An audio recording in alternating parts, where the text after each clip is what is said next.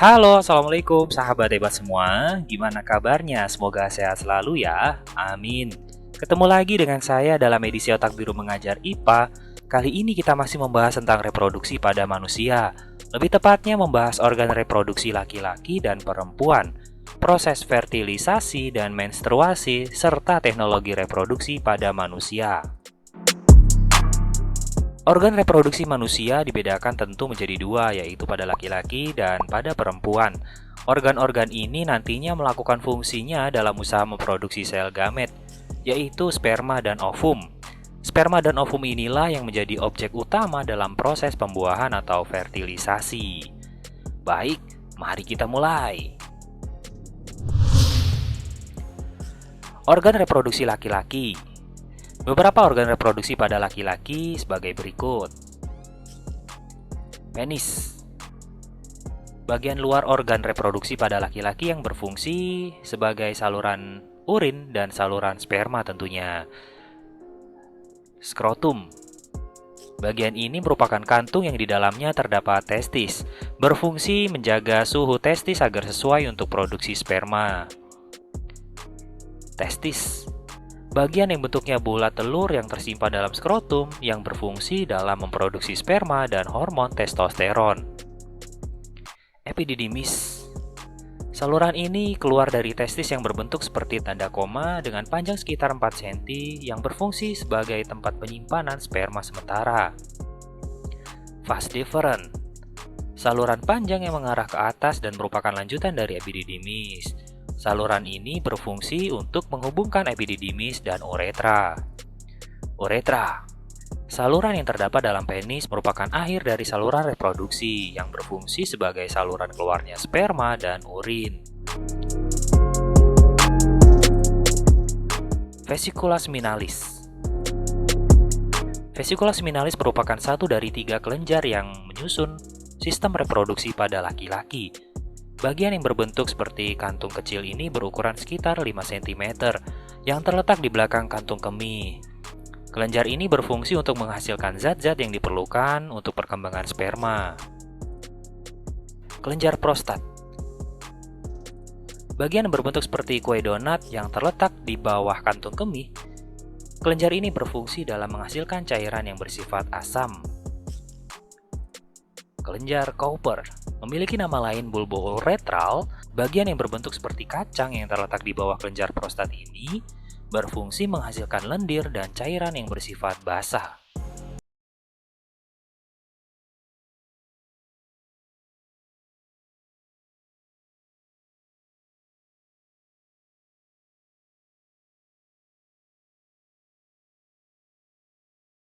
Organ reproduksi perempuan. Baik, sekarang kita akan membahas tentang organ reproduksi pada perempuan. Yang pertama tentu ovarium. Struktur berbentuk seperti telur berjumlah 2 buah terletak di samping kanan dan kiri ini berfungsi dalam menghasilkan sel telur. Saluran telur. Saluran ini terdiri dari tuba Fallopi dan fimbre. Saluran tuba Fallopi memiliki panjang sekitar 10 cm yang menghubungkan antara ovarium dengan rahim. Sedangkan fimbre berfungsi dalam menangkap sel telur yang diovulasikan atau dilepaskan. Infundibulum. Struktur berjumbai dan merupakan pangkal dari tuba Fallopi. Rahim memiliki nama lain uterus. Rahim memiliki struktur seperti buah pir yang berfungsi sebagai tempat berkembangnya janin selama kehamilan. Endometrium merupakan lapisan terdalam dari rahim. Lapisan tengah dari rahim merupakan myometrium dan lapisan terluarnya adalah perimetrium. Lapisan endometrium biasanya akan meluruh pada saat perempuan mengalami menstruasi. Vagina. Saluran yang menghubungkan lingkungan luar dengan rahim. Saluran ini mengalirkan darah menstruasi dan saluran keluarnya bayi. Cervix. Struktur rahim bagian bawah yang menyempit dan membuka ke arah vagina.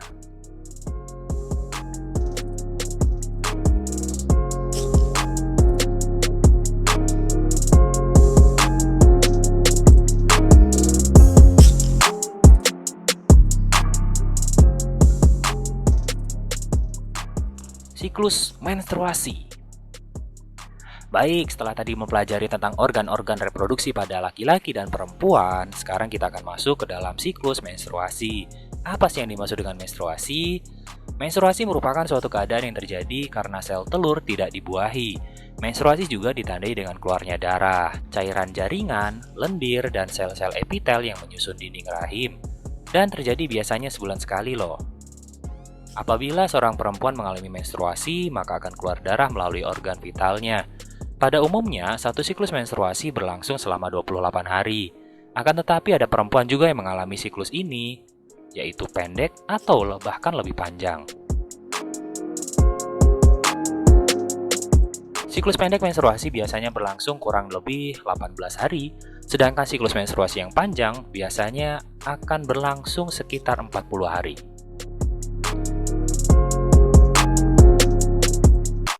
Fertilisasi dan kehamilan.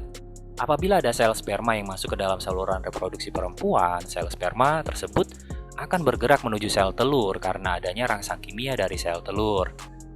Apabila telah bertemu dengan sel telur, bagian kepala sperma akan masuk ke dalam sel telur dan meninggalkan bagian ekornya di luar sel telur.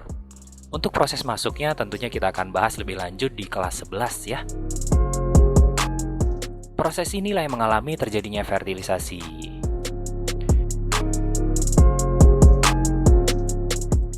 Fertilisasi sendiri memiliki definisi yaitu proses peleburan inti sel sperma dengan inti sel telur, sehingga membentuk zigot. Proses fertilisasi ini terjadi di dalam tuba Fallopi.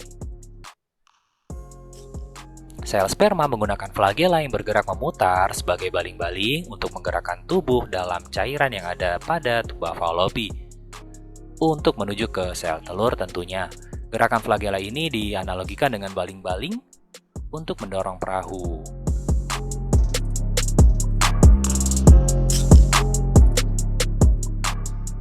Sistem reproduksi yang sangat rawan mengalami kelainan atau penyakit yang disebabkan oleh bakteri, jamur, dan virus misal. Kelainan dan gangguan pada organ reproduksi manusia pada umumnya disebabkan oleh bakteri dan virus. Berikut 6 kelainan atau gangguan utama pada organ perkembangbiakan manusia. Sifilis. Penyakit yang memiliki nama lain Raja Singa ini merupakan gangguan organ reproduksi yang disebabkan oleh bakteri Treponema pallidum. Hal ini disebabkan oleh hubungan seksual, luka mikroskopis, transfusi darah. Tanda-tanda dari sifilis antara lain luka pada alat kelamin, rektum, lidah, dan bibir. Bakteri penyebab kelainan ini juga dapat menyebar ke seluruh tubuh loh. Gonorea. Gangguan ini juga disebabkan oleh bakteri yaitu Neisseria gonorrhea yang ditandai dengan gejala rasa sakit dan keluar nanah pada saat buang air kecil serta keputihan berwarna kuning hijau pada wanita. Hal ini juga dapat disebabkan oleh perilaku seks bebas dan menyimpang. Herpes. Kelainan ini disebabkan oleh virus yaitu herpes simplex. Biasanya kelainan ini menyerang kulit di daerah genital bagian luar, anus, dan vagina. Gejala penyakit ini ditandai dengan rasa gatal, pedih, dan kemerahan pada kulit di daerah kelamin. Kemudian pada daerah tersebut timbul lepuh kecil-kecil. Lepuh ini jika pecah akan menimbulkan luka. Keputihan.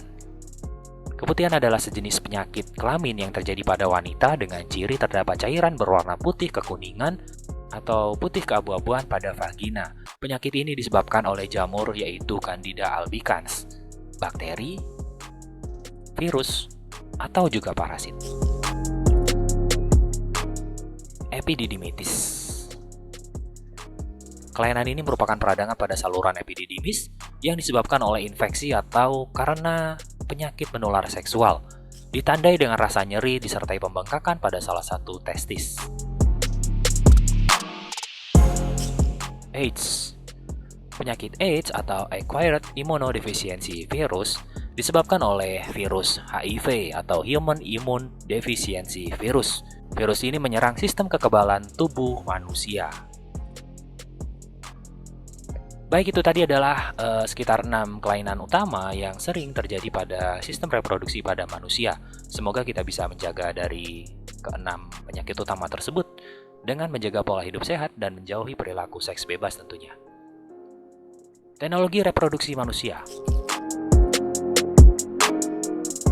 Modern ini ditemukan solusi atas kegelisahan gangguan pada sistem reproduksi manusia. Setidaknya ada 4, yaitu vasektomi, tubektomi, bayi tabung, dan surogasi. Vasektomi dan tubektomi merupakan solusi mencegah kehamilan pada manusia. Vasektomi dilakukan pada laki-laki dengan cara memotong saluran vas deferens, sedangkan tubektomi dilakukan pada laki-laki yaitu dengan memotong saluran tuba Fallopi atau oviduk. Selanjutnya, kita akan membahas tentang bayi tabung dan surogasi. Sejatinya, teknik yang digunakan dalam bayi tabung dan surogasi serupa, yaitu fertilisasi antara sperma dengan ovum terjadi di luar tubuh. Yang membedakan keduanya hanyalah tempat berkembangnya janin. Jika bayi tabung, janin berkembang di ibu donor ovum, maka surogasi, janin akan diimplantasikan di tubuh ibu lain karena ibu donor mengalami rapuh rahim.